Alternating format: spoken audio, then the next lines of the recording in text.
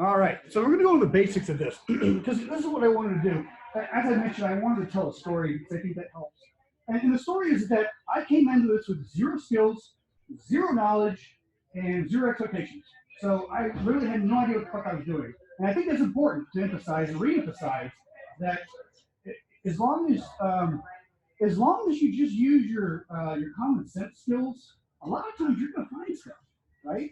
And so we're going to just jump right in, like I mentioned. So the first thing I went through is I had to get an SDR. Oh, how do I do that? There we go. Oh, it doesn't move fast. Oh, that's fine. Okay. So I ended up buying a few SDRs. I started with the RTL SDR. So if you're not familiar with this, it's $30. It's receive only. There's no transmitters. But gosh, guys, for $30, you can get a whole lot done real quick. I'd say of all the SDRs I played with, this thing was the most plug and play. It also has the most independent tools to use where you're not bound to using GNU Radio, and we're going to talk about the complexities of GNU Radio. The second one that I really liked was the one on the left, the ADOM Pluto. That one is the cheapest transceiver. So it allows you to go all the way down to, I think, 200 megahertz, because you can do a software hack on it, all the way up to like 4 or 5 gigs, 6 gigs, something like that. It's like $150. Great deal. That one runs independently, so you can also plug it into the wall and it runs as a hub, like a host, like an actual RF AP. That's pretty fucking cool. But then you stash that somewhere, I'm just saying. And it runs Linux. All right, next one, Hack RF. You guys, so I've never played with one. I've heard great things, and I know they're fucking awesome. And then finally, the last one's the Line, and that's the Line Mini. That one's actually more expensive. The point on all of these is that the one on the right doesn't transmit, but it lets you receive and look at live data. The ones on the rest of them allow you to send data out and interact with it.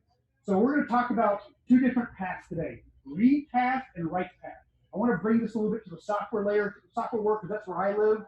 Really, we're talking about transmitting and receiving, but it's really sending and receiving, writing and reading data. Next step. Now we're going to talk about kind of the process of this. So, all right, here's what we're going after. This is what they look like. This is an example of a wide variety of them. Basically, there's also ones out there that you won't recognize that will still work like this. What we're targeting, let me back up. So we're targeting two things in general. One, we want to be able to open up all the gates and all the front doors of these facilities. I'd also like to find a God code. I'd also like to demonstrate that I can brick and not let anyone else in the building. And I'd also like to demonstrate that I can keep all the doors open. Right. Those are things I'd like to demonstrate. So with that, these are the process of it. So when you sign up for an apartment, these are for larger complexes. They're usually for anywhere between 0 to 300 people, usually at most. You're not going to see much beyond that. When you get into like thousands of people, you're talking about employees, and you're really talking about a different system, right? So this targets apartment complexes and your HOA stuff. The thing about this is that, like I mentioned, my complex is upgrading next week. After they found out, they're upgrading, but they bought a system that was made in 2015, right? And so when we talk about this and you think about, I own businesses, and I can tell you I'm not spending more money on things that I've already spent money on. That's a de facto thing, right? Right? Does that make sense? So as a business owner, it wouldn't jar me enough to spend thousands and thousands of more dollars to upgrade my system. And I think fundamentally that's the problem that we're going to be talking about. Is it has nothing to do with the fact that we get this to work. It's that I don't think we're going to get our infrastructure upgraded enough to get this swapped out.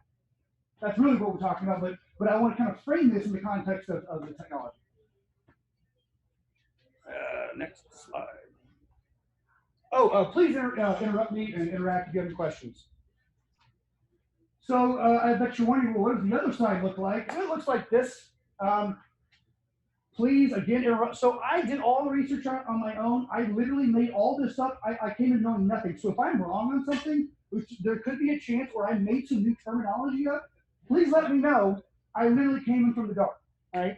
So the way I understand these things work is these are what are called Wiegand receivers.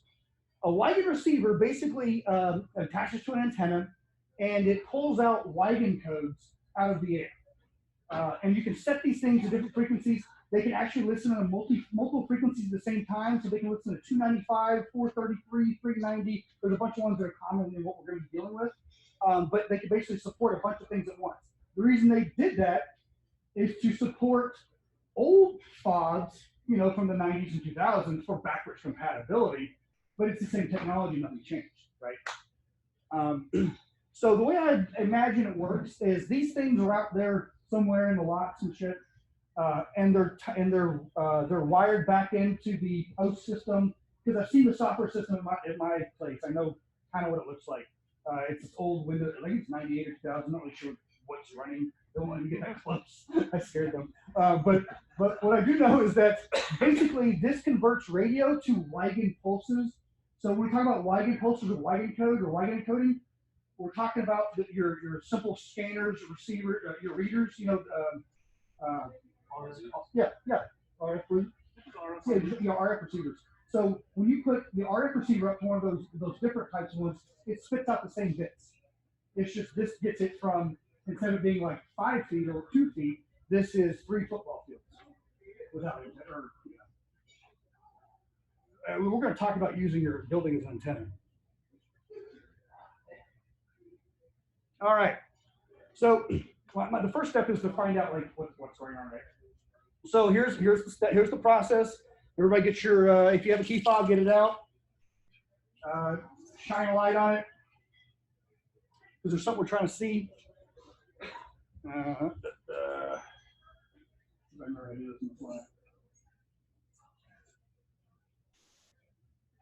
right, so mine's the number we're looking for is 295 SCPC 2KC. So it's the very top thing, the very top line. Does anybody else have one?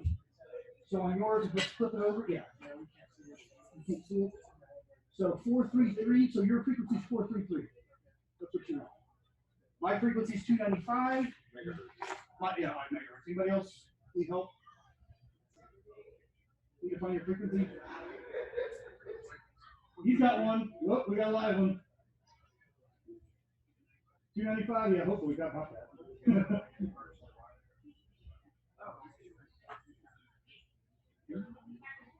I don't know.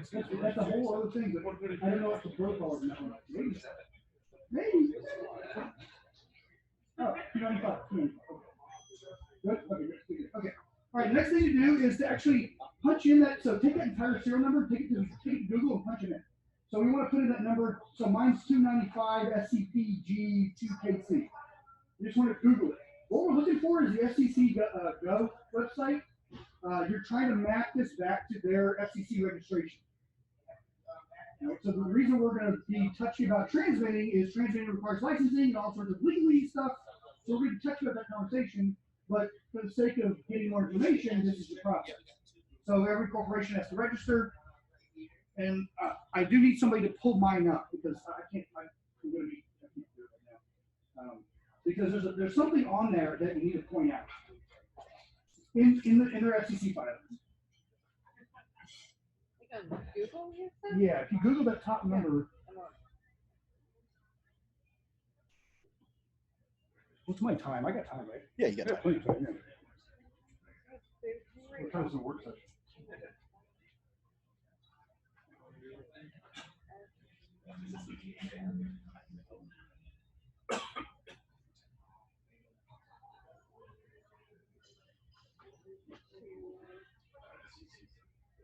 Yep. So if you punch in that number and then plus the word FCC or FCC.gov, there's actually websites that will mirror the FCC site, just like they do patent websites. So you can get there 1,000 ways. You'll get there eventually. Yeah, look at this.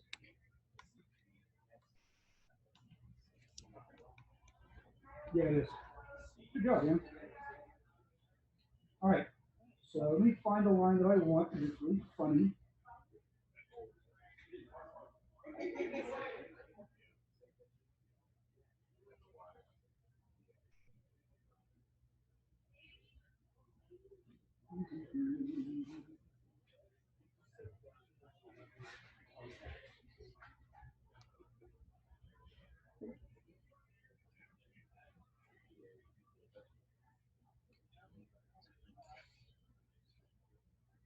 You know what? There's another one that there's. So this is there's an actual FCC registration paper that has it. I'll just describe it. So the point of me going through that exercise is that you need to be able to use the internet to deduce your own information, right? I'm just not going to Google this for you. But the next part of it is I do want to point something out. So in their FCC registration information, it goes to the part about security and how this thing operates. And in there, they cite in the FCC that in order to demonstrate how it operates, it would compromise the security of the system. Okay, so it's secure based upon documentation and security, exactly. So that when you see stuff like that, guys, that's blood in the water, right? Right.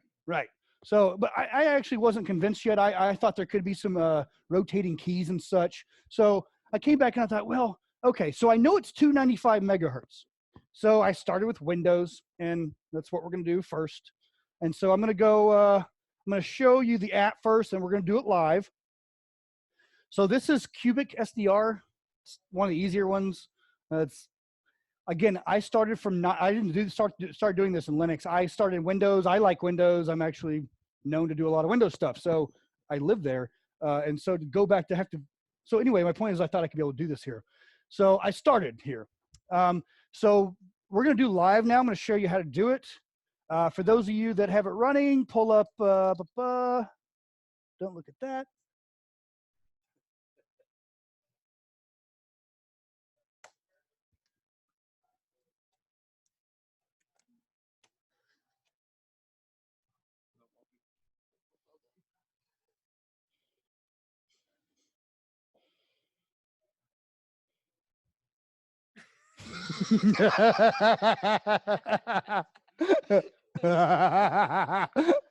Oh, that's funny.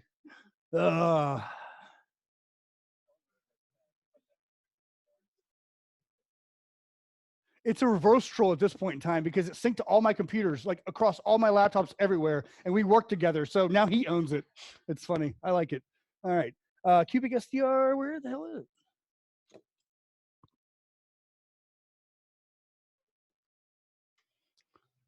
I have complaints about Windows.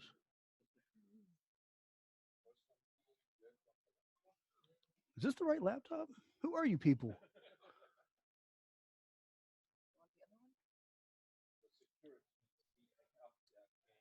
Yeah, like no lie, it actually is the other laptop, but that's okay. Holy shit. All right, that's fine. I'll do it over here. I think. Fuck, that's unfortunate.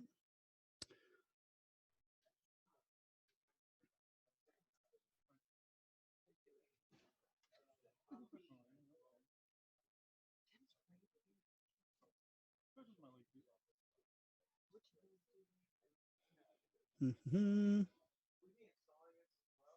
I mean, I am. If you want to participate, you may as well. Yeah, bro. Yeah. The horse is running, man. Yeah. He who hesitates. Sorry about using your Wi-Fi. Thank you. Sorry for that. My bad. Gosh. I brought my other, so I started on another laptop and I moved over to a secondary laptop because I had to dedicate a laptop to this project. What time is it? I should probably manage my time. Oh shit, I need to. Okay. I might go an hour and a half. I need to hurry. Okay.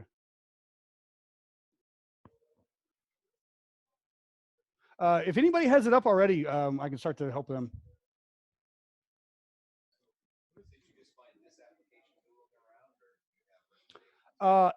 Yeah. Yes, in the sense that my process was I got an RTL SDR first. I Googled RTL SDR shit.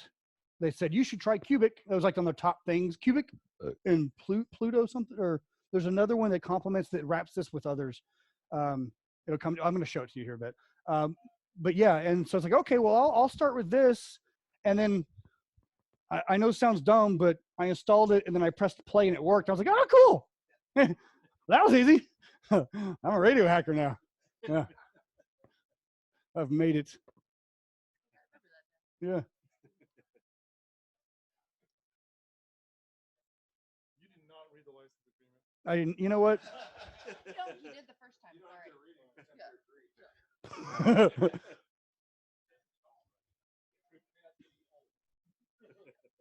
All right. Let's try this again. So here's what you do. Oh, Soapy is what it's called. Soapy. It's part of Soapy.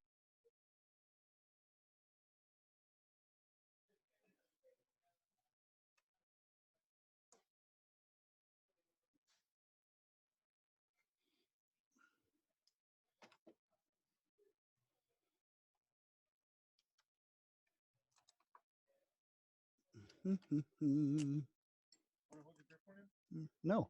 Plug that in. Sorry, I'll keep the pace up. Here we go. All right. We're going to start. Again, it was this easy. I pressed play and then things started working. So that was cool. So start device, AM. And our frequency is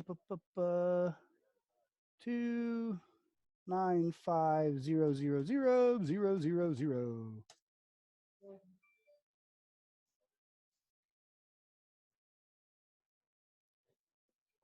Oh, you know what? It's not working because that's trying to hijack it.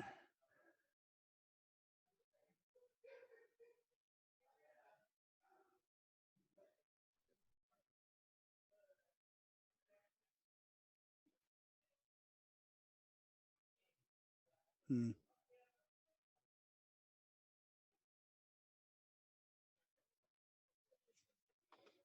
the hell? I should have done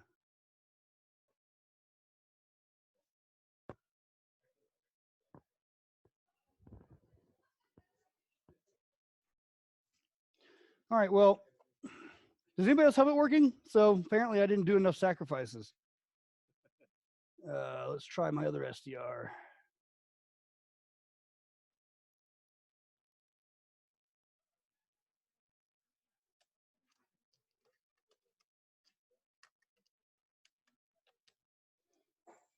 I wonder if I broke mine.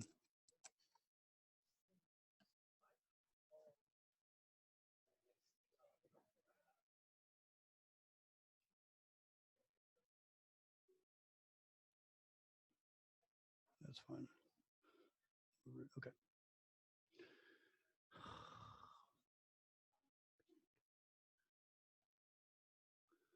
All right, the lime's going to work. That's good. That's fine. Great. All right. I'm glad the lime's working. Good. All right. So here's what we're going to do now. So lime's working. You're going to see we're getting just raw data here. The next step, and so there's a couple different views to look at the data. There's a two-dimensional view where you can look down at it and you can look at the heat. Basically what the heat is a heat map, which is the amplitude or the energy of the wave. Can you press yours? Mine's broken. I've used it too much.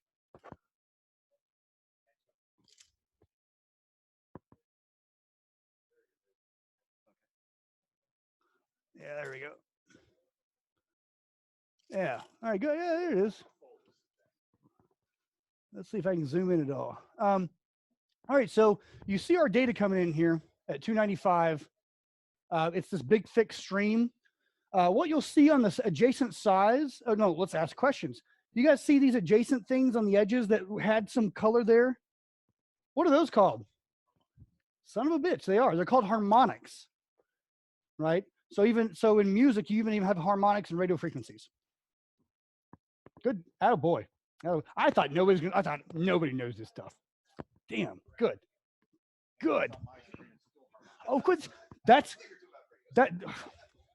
super impressive. All right, awesome. All right, so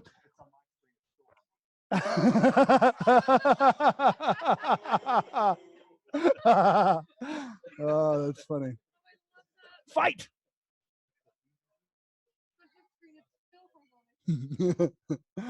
Okay, let's keep going here.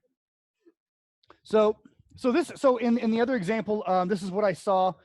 What you're going to see. So if you have it live, I want you to keep doing it, because what you're going to see is you can go to these next tools, or what you can also do is in this tool, you can record it to a WAV file. And then what you do is you open it up in a tool called Audacity. Audacity is a Linux, Windows, cross-platform tool. What this is doing is this is showing us the waves in a different form, okay? Now we see it more like music. Now what we see is we have pitches and ebbs and flat lines, what looks like something we can put together, okay? Keep rocking here. I think I got another one, right? So this is an example of every time I hold it 1 second, okay? Oh, so in 1 second, it's 5 spits, and it's 5 spits of 33 spikes. So let's talk about 1 spit, or 1 round of it. There's 33 spikes in that round. That's all the data I started with. That's all I started with. But what I knew is that based upon logic, if I was trying to do this, I would probably repeat it a bunch of times in case it didn't fucking work, because the radio is like really unreliable. So that was my first thought, right? So I thought, well, it's got to be the same message. The second thing I noticed is when I kept doing this over and over, it's the same message. So what does that mean? There's something hard-coded and then it doesn't change. But what does that mean? That's it. What is that as a vulnerability, guys? Replay attack Exactly. without thinking. Without thinking. Without knowing the content of the data, I can play an MP3 file over my SDR, right? And get this thing to work. So out of the gate, I'm not even trying, and we're making progress. So we got here, good answer, guys. You guys did a great job. Good job in the harmonics. There's another question I'm going to ask you guys that I learned. I think it's really fucking weird. So there's something called sampling, and the sample rate is, so if you know anything about music, it's like 4,800 kilohertz or 4,800 hertz or 9,800, whatever the fuck the number is. In these common times, you'll see 1 million samples. Other times you'll see 2.4 million samples. So first and foremost, I'll give you guys some hints. Every time, so say there's 1 million samples. Every time for every record, for every record, every second, there's 1 million records. I think it's right. There's 1 million records, right? So you might have the same record spread across a bunch of stuff. Well, in order to actually receive that information, there's something where you have to be at the same record rate or sample rate as you are your frequency rate, because that's 1-to-1. And without that 1-to-1 true dynamic, you won't get the true frequency. But that's not what we're doing here, and that's not how this shit works. How does this work? It works off harmonized and downsampled frequencies. So you don't actually listen to the original frequency, you get a harmonized version off of it. Yeah. Because you have to downsample. Yeah. And a weird side note, but I was going to go through it. All right. So we talked about being a replay attack. That's pretty cool. That's 101. You can right now, without going into Linux, you can just use Windows, record this thing using the tools I showed you, and I believe you can replay them using a WAV file using some tools I showed you. Okay. So without getting technical, I just showed you how to clone a keyfob to really round that out. I want to throw some shout out to Graceful Security, the girl out there doing the keyfob stuff. Badass. She's doing like this big long session on it, really breaking it out. She spends a lot more time being put together and organized. We'll start there. All right. So we don't stop there because we can't stop, right? So the next step is I want total full control over this. I'm no loser. And by the way, that data looked like I figured out. So the next step is learning how to convert waves into data. Basically, guys, I use Google and Wikipedia for this whole project. So I'm just going to put my skirt out there. So this is powered by Google. All of my knowledge is powered by Google Wikipedia links, I swear. So Wikipedia says this is what this is, and I'm just going to use it. So here are common examples of taking waveforms and converting them into bits. The whole concept of getting a bit. Once you get into a bit, you can do a bunch of other stuff. There's things called PSK, FSK, ASK, OOK, PSK plus ASK, right? I mean, it's that they're just making this shit up, but they didn't. So the idea is that based upon the different strategies, there's gives and takes. So for example, the way you listen to FM radio is it's a frequency shifter. It shifts around and it hops, and when you tune in, that's how you get it. AM is an amplitude modulation. Yeah, thank you. That's what we're going to be working in, by the way. Again, different approach to sending the data out. You get different results, right? It has more range, I believe, but it's not as clear.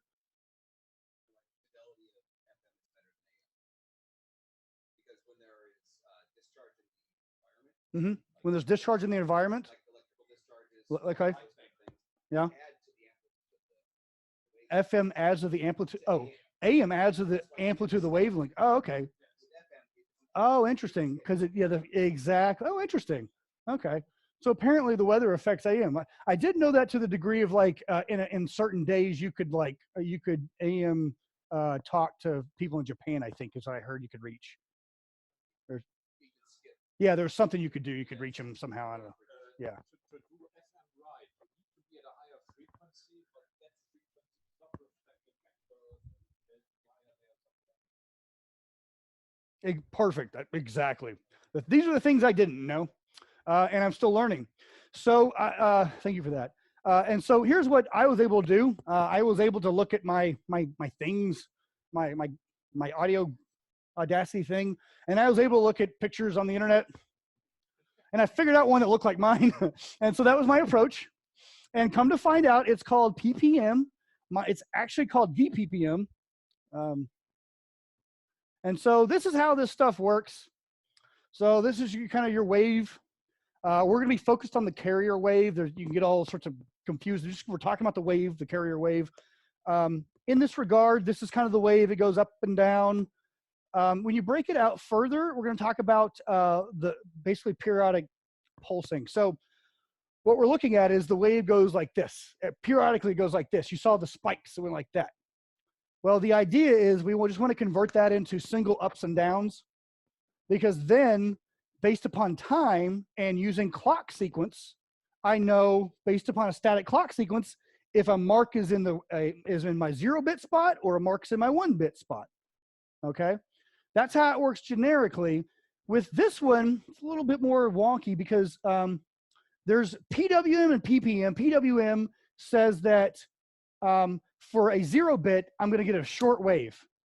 For a long bit, I'm going to give a long wave. So my wave is just longer. So it's either a short dip or a long dip. And then based upon that, you'll know if it's a 0 or 1. This one's different. This uses the pulse position as an offset to determine what the bit is. So what that means is, if you have, so DPPM, so there's PPM and DPPM. PPM is bullshit. Nobody actually does PPM. The reason it's bullshit is because you have to sync both clocks on both ends for that to work. Nobody does that, okay? So when they say PPM, they really mean DPPM. D is differential, which means as soon as I get that first bit, I can back calculate whether or not the second one is in the first location or the second location, so I know if it's a 0 or 1. Or at least that's how I wrote my code. I don't know. Maybe there's other ways. Maybe there's tricks to this shit. I don't know, but that's how I wrote it. I can figure it out on the fly. It doesn't matter, right? And so from there, it's either if it's in the first segment. So think of it per second. You're in the first half of the second, you get a noise, or in the second half of the second, you get a noise. That's when you know it's a 0 or 1. And so in this example, in 10 seconds, you get 10 dings, and depending on where it is, you can write down 0, 1. In this example, it goes really fast. It's 33 times 5 per second. So something like that. A little technical, I know, but does this make sense? Yes, no's, maybes, little bit. All right. I want to back up and illustrate the importance of why we're doing this. Again, I cannot demonstrate that I have full control over everything unless I can read and write the data and communicate with it, right? So this is kind of like the barriers to starting to really, really getting your knuckles bloodied. What else do I got? All right, look at this. All right, so here's the deal. I was actually able to, using a pen and paper, figure out the pulsing on my own. Actually, I was kind of being a little illustrating something, but I was actually able to do this on my own without looking at the internet first. It was pretty obvious. It was really obvious that you had this offset and that obviously you're going to start with 0, which actually that part wasn't obvious. I had the entire thing inverted for like 2 weeks. But yeah, that's okay. So come to find out, it's 33 bits. And I'm like, well, shit, 33 bits. And I start looking at the FCC paper and it says Wiegand 33-bit. I'm like, Wiegand, I've heard of that before. Oh, wait, is it like RFID cards? And lo and behold, it sure is. And so basically what it comes down to is when you get those little proximity cards, it sends those same 26 to 33 bits or whatever that number is. It's a dynamic protocol now. You can go from anywhere from 26 to 64, 128, doesn't matter at this point.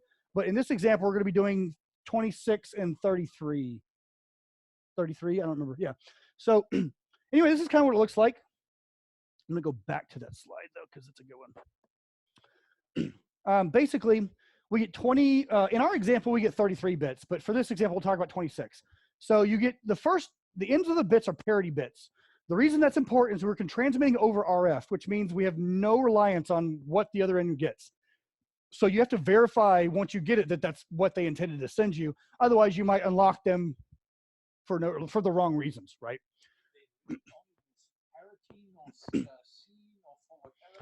So what this is even and odd parity bits. That's it. And you can look up how even and odd parity bits work. Apparently, it's a real big deal in embedded programming. I didn't care so much to really. I mean, I figured it out. It was actually a pain in the ass for me to write that code. I wrote this for you. Is my point. Don't worry about it. Don't worry about that part. Got it figured out. Point is that was frustrating. But let's talk about the format. So the format is you get a facility code and then you get a number. All right, so my facility code is the building I'm attached to. In my example, I've got 2 buttons. There's 2 facility codes, okay? One facility code attaches to my doors. One facility code attaches to my garage, right? After that facility code, there's a number. In my example, I get a 24-bit number. In other examples, it's 16-bit number. It could be a 32-bit number. You could pad fucking data there. I mean, you could do whatever at that point in time. This is really kind of how it works as a baseline. So really all we need is the facility number and the number that they register with, and you can replay that. So I want to demonstrate we can do that. What's my time? Okay. All right. Now let's get into it a little further. So I did more research on what was the best way for me not to waste my time.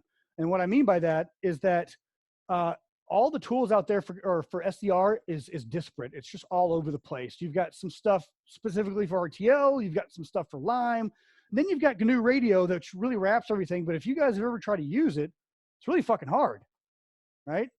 And so before I get into that, I just want to propose a project idea, and I need help. But I see a need for like a weaponized GNU Radio with like a framework system like Metasploit for GNU Radio that like modularizes and binds all this shit together for all of us, right? Because, right?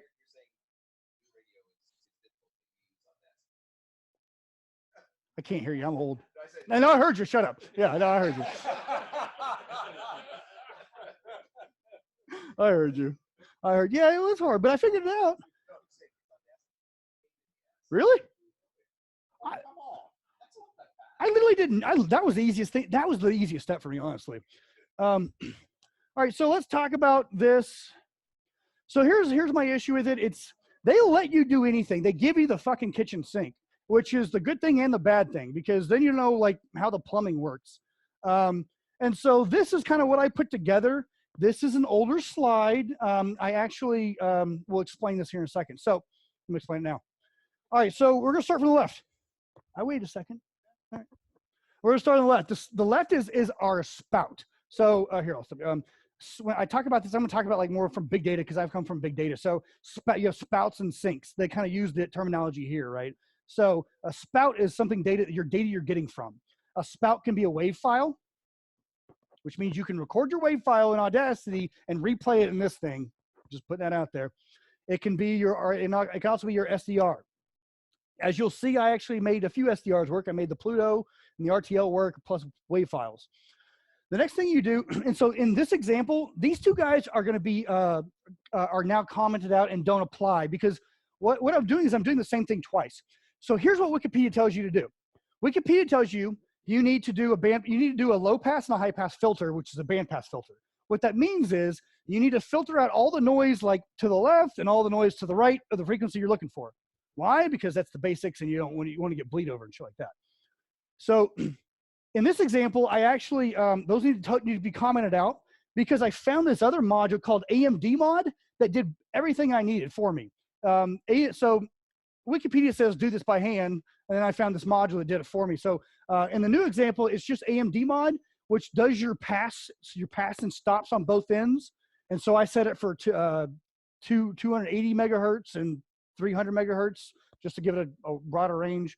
Audio decimation set.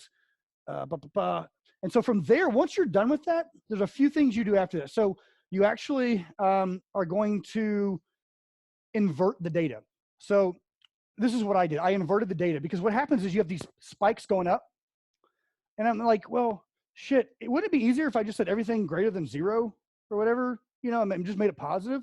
And so I multiplied everything by a -1 to make everything inverted, to go to an inverted wave because it's easier. And I'm going to show you guys this live, by the way.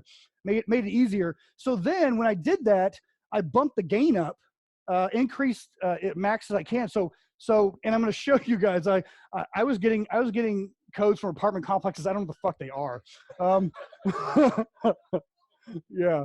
I'll show you. And then finally, I added a constant to kind of get that close to 0. And then so basically I said, and then you can add another pass filter. And then basically what I said is that my peak detector is anything that's a 0 or above, anything that's 0. So that, and then my demodulator. But so basically what it says is that the way this thing works is when it sees a peak, pass it the demodulator. The demodulator is what takes in all this shit and then converts it to Wiegand codes. So this was a bit of a project. It is written in C++. So before I get into it, we live on the 10th floor downtown. So if you live downtown, be wary. So what I did is I took one of these laptops. I ordered this VHF UHF antenna, and I ran that out onto my patio. 10 floors up. Now, I got to tell you guys, I did not know buildings could reflect this much. It was great. I only ran this for 3 days because that's all it took. Yeah. Oh, I live next door to AT&T corporate headquarters, and so it was like a Wi-Fi like fight off one week. Like I was hoping they would be curious about what I was doing. Okay, so let's take a look here. Nah, not when you have a smile. Receive only, bro. Receive only. Receive only. See, pay attention to your words. Your words matter.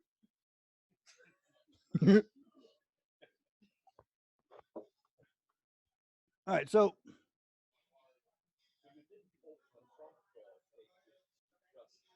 no, not just yet. So side note, when you guys are using my code, it does copy everything into your home directory in a .ids file to stuff it there. I'm letting you know that now. It is hidden, but it's there. And so let me just show you all the different codes we got. So I also had to like write some parity check shit because my parity code was wrong. So some of these actually worked. Sometimes my peak threshold was too low, so I got false positives.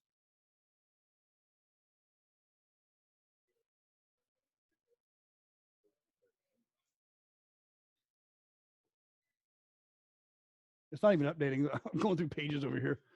So if you just play all this data back from a single station.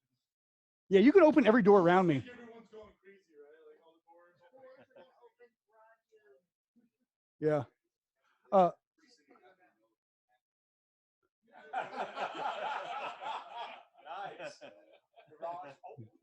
Doing this. All right. So anyway, point is that and we'll talk about this. So the data's coming in. I tell you how many bits I received. So 33 bits. This will come in the output. So the code that was received in hex. So if you want to take that code into a Wiegand decoder on the web, you can punch that shit into, and I'll show you that I did it right. Facility codes, and then your card ID numbers. So that's basically all that gets sent is your facility code and your card ID number. And then you want to watch one live? Let's do these things live. We'll do it live.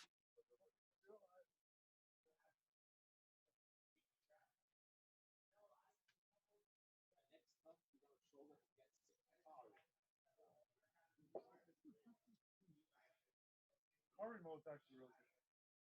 Car remote's rotating. Not my Jag. Oh, really? Yeah. Oh, shit. Yeah. I'm not going into that.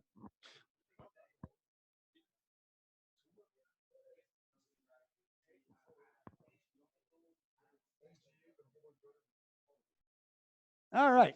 So if my goal is to get this working for you guys on your laptops before we leave. If you guys are struggling, I want to know. But basically what I did is I oh, that's right. I was going to show you guys what the fuck to do. All right. So you git clone. That's right. That's right. I had a plan.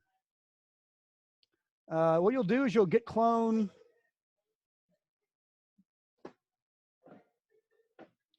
this GR ppm Wiegand code, and you'll have this directory. If you guys don't know how to git clone stuff, that part you can Google. But so you'll have this directory. Once you have that directory, you'll make the directory build, which I already have. Oh, no, I don't. Good. I'll show you what to do. All right. And then you'll cmake ... By the way, this is how you do all of the GNU Radio plugins, which is why I think we need a whole weaponized platform, because this is a pain in the ass, right? All right, then you make and make install. So just as a side note, I did not give you guys the right code. There's too much liability right now. I have to get more approval and stuff and make sure I don't get in trouble. Also, I'm waiting to see if it gets picked up by a conference too. So, yeah.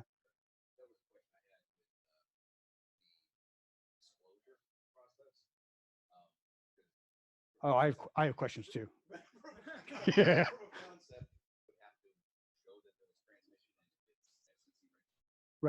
Right, which it wouldn't be on me, but then it could be I could be sued civilly, which you could sue a fucking ham sandwich.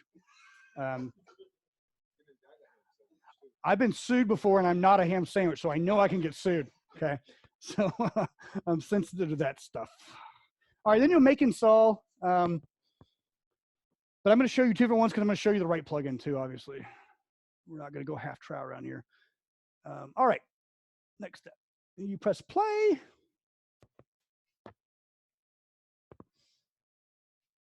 Oh, I didn't have that connected, I don't think. Yes. Same IPA.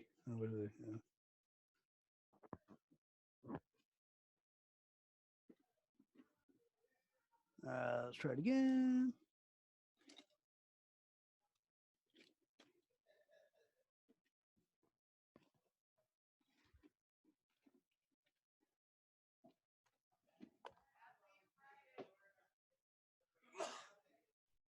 Connect.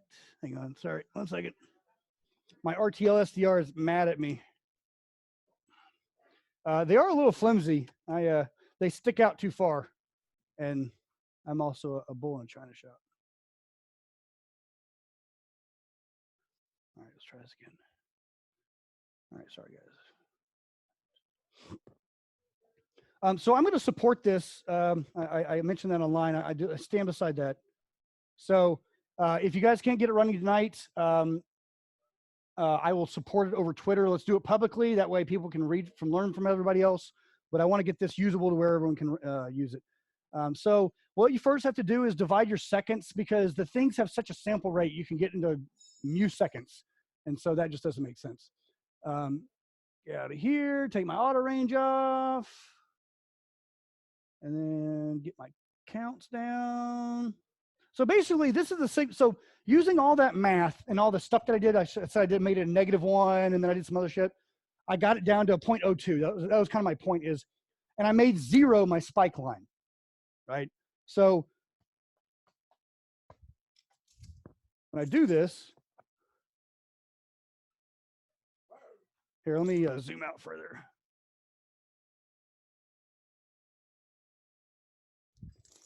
This is what it looks like. right?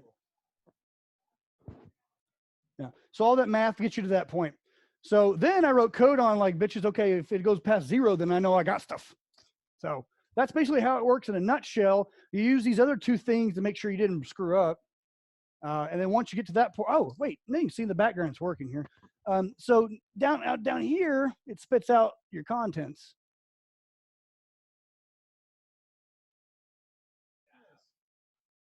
It also spits it out.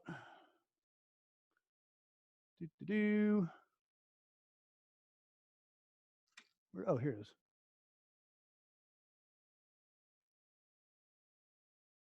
Over here as well. It'll spit it out to your STD out if you ran it this way. So I certainly would like to see if I messed anything up because I do see I did some different mismatches and stuff. Again, don't know. I've never haven't totally taken this out of the box yet. I just know that it works at my house, right? But this is what you expect. I see people keep hitting buttons because mine's not working because we're all doing it. Sweet. Yeah, either like it's good to know. See, it looks like one of my things might not work right. Oh, parry success. Okay, never mind. Oh, dude, you're a 36-bit. I don't have support for you. I need your thing. Oh, I have it. I'm good. You're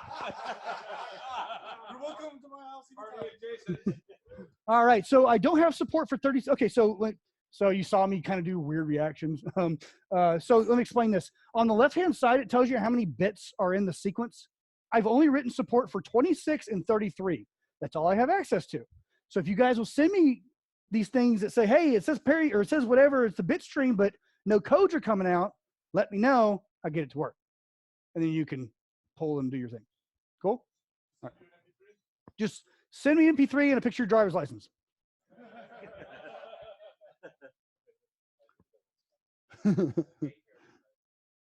All right, let's keep rocking.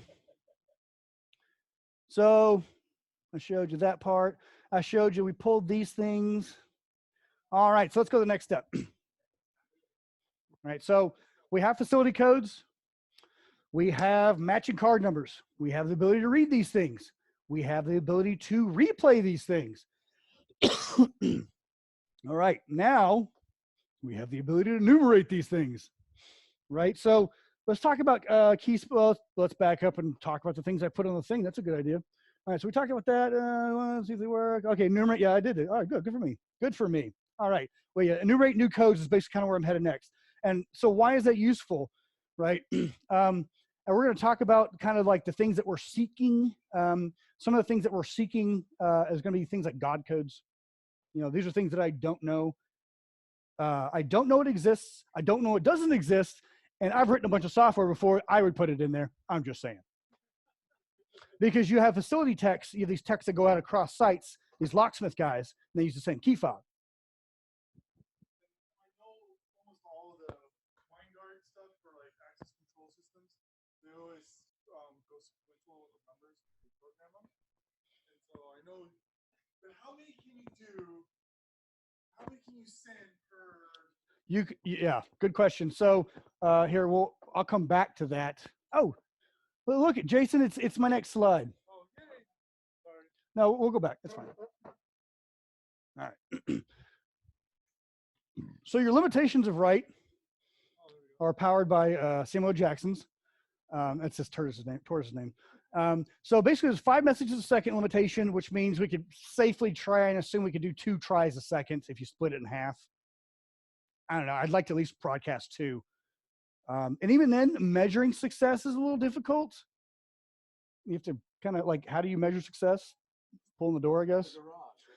Look at the garage. That's, yeah, you can, 6-pack and a lawn chair is another way of doing it. So I can say that. I did make a Raspberry Pi with the LCD and plug in the SDR and walk around with it. And that was before I knew the antenna would really work. The antenna worked way fucking better. But all right, let's go back and let's talk about how you write. So, oops, shit. So it's the same thing in reverse. It's all we're doing is we're taking that same sequence, we're playing it at the same time that we saw. All I did was recreate what I was experiencing. So on this one, I don't understand all of it, honestly, because what I did is so I'm telling a story. Okay.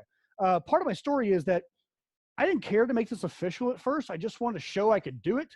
So I ripped out some dude's shitty RC, sorry, the code's fine, but it was to control RC cars. And I thought he did a lot of work for something like that, like shit. So I just took his entire structure and then just jammed my code in there and made it hack stuff. And so he gave a great framework for me. But anyway, so the reason this is late and I didn't tell you guys about downloading the code is I spent all day pulling it out and making its own project because it's getting serious now. But basically, I don't know what the first block does. I don't know why you do a root raised cosine filter. I have no idea. I just know it works. And that's half the story right now because I'm here for results. The next step is obviously you're gonna do a low pass filter. That part I do know. Wikipedia told me that. Basically, you want to filter out all the noise, not broadcast a bunch of noise out there as well.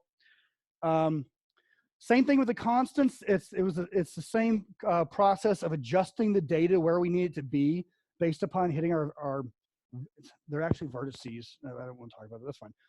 The things that we got to do. So can you, because signals get fuzzy as they go or whatever. Can you predict the signal? Like you transmit it at this level, and then by the time it gets to your target, it'll be at the level that you need it to be? No, you transmit at maximum power always. Always. Okay. Yeah. Yeah. Okay, I'm not telling you to transmit. This is a theoretical conversation. If I were to transmit, I would. I mean, transformer style, bro. Just do it. Yeah, let's do it. Yeah. All right. So let's show you. I think I can show you. I broke my my example today because I ripped out code, but I think I can do this real quick. Give me 2 seconds.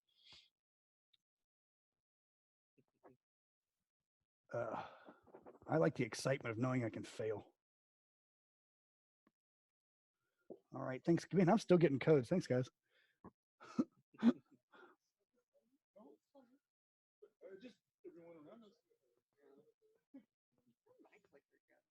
I have it.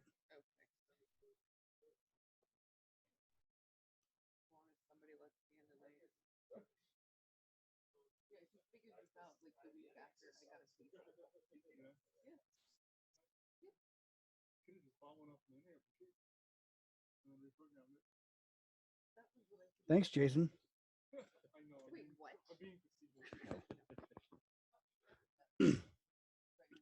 Okay, so on this one, my transmitter. On this example, I think. Okay, I need to be careful. I'm going to opt to not do this part of it because I don't want to mess up and transmit. What I will do is I will add to this because this is a part of the fluff. I'm going to add this and create a WAV file. The way you can drop it to a WAV file and you can replay your WAV file to make sure it works on the other end. Because yeah, I'm just going to stay away from that for right now. I saw a face in the crowd. All right. Next thing. So let's talk about kind of the next step. So the first thing was to be able to replay my own key. I just wanted to see if I could do it myself, right? So that seemed to work, right? So the next step after that is, well, then you weaponize this thing to enumerate keys. You start probing for God keys. There are other options. Oh,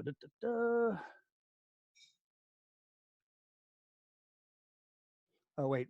Any questions on this slide? I kind of jumped through it.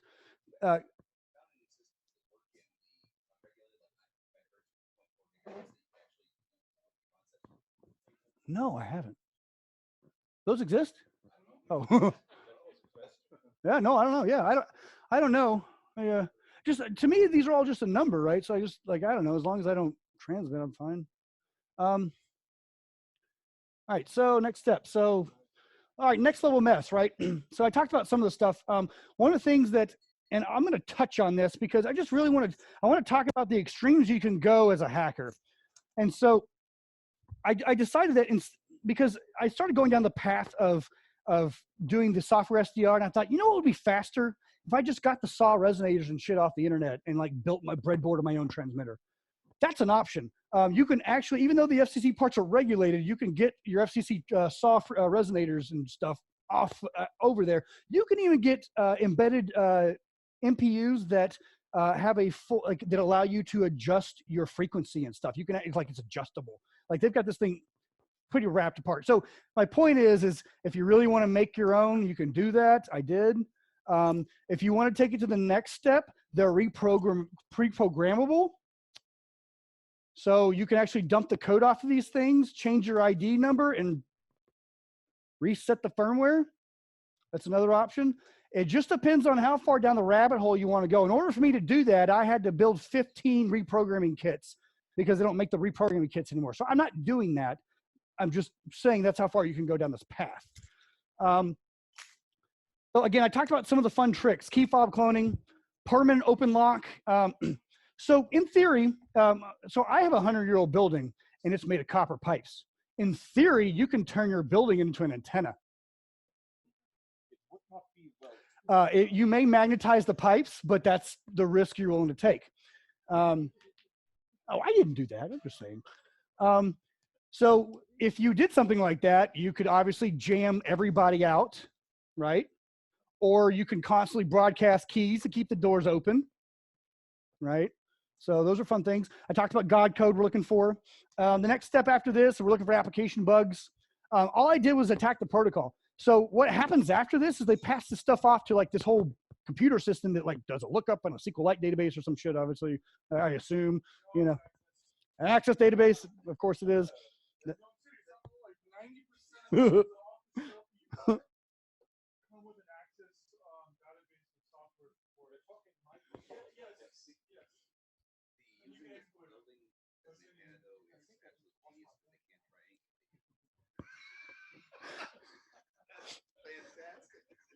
And it works really well.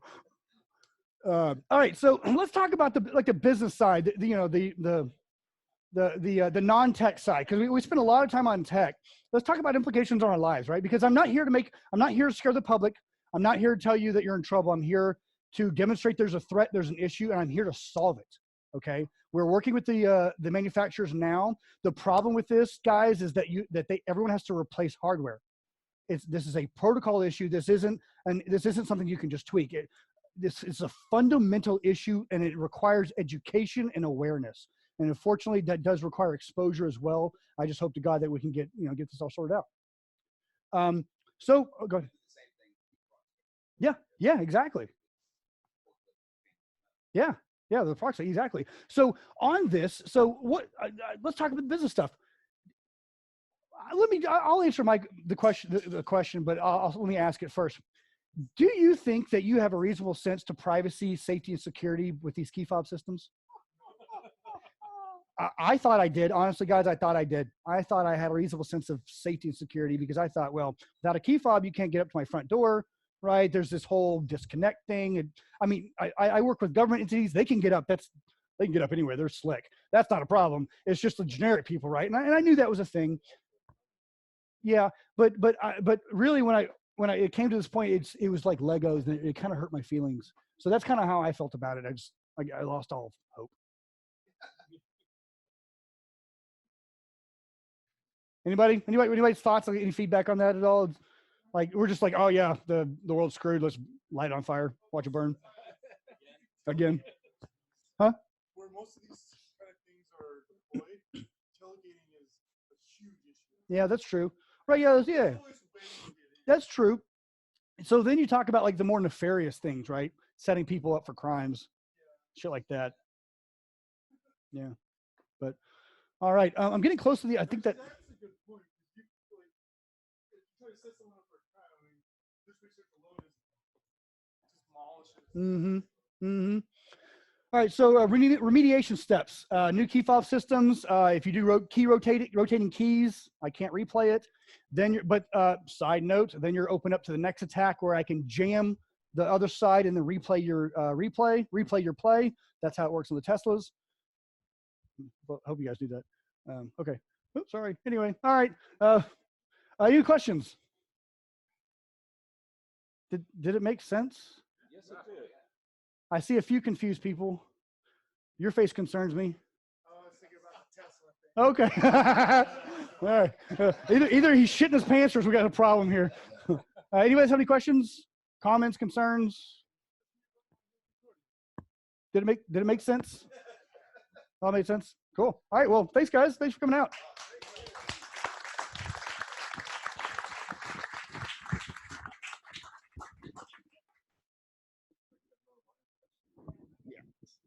Oh, I do, yeah. Thanks, Tim. Someone was asking what SDR you were using. RTL SDR